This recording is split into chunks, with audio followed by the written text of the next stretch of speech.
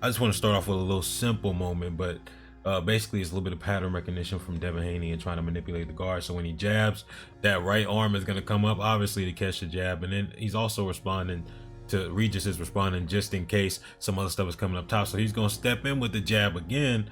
He's still working off that lead hand. And look at what Regis is doing. That guard is going back up. And Devin Haney's going to try and get an uppercut, a lead uppercut through and underneath that guard. And so he's working off that lead hand. He's manipulating the guard. A little simple thing.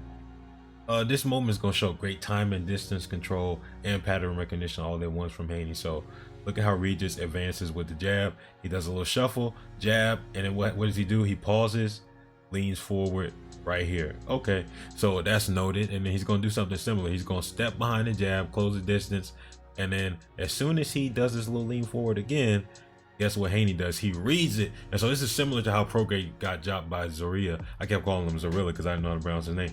Zorilla. So after he leans forward like that, I keep saying your weight is stuck in the mud on your front foot. Whenever you lean forward like that, you have to pull back, which is extra.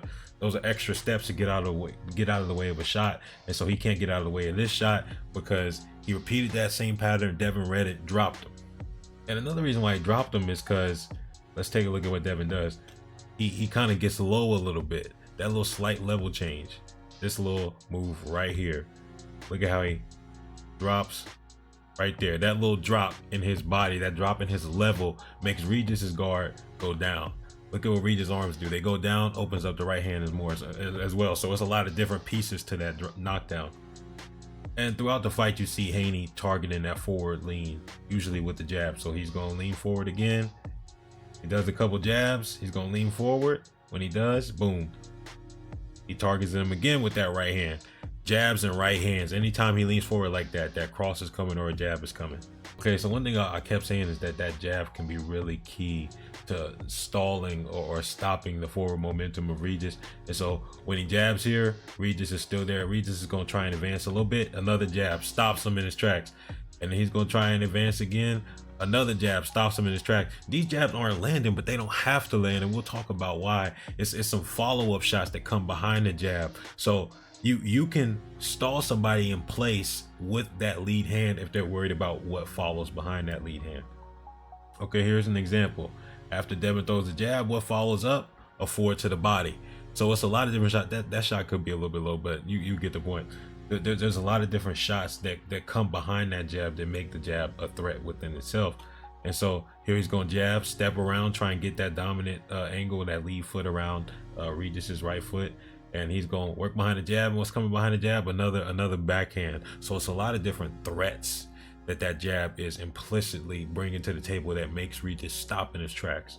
One of the areas that Regis really struggled is, first of all, cornering Devin. But when he did get him cornered, being able to do something about it. And so right now Devin's cornered, but what Regis does right here, what he just did, he, instead of cutting him off on that angle and he keeps cutting off the trajectory, he actually gives Devin a little bit of an opening by circling around to his left. Since he circles around to his left, he's taking away his own power hand.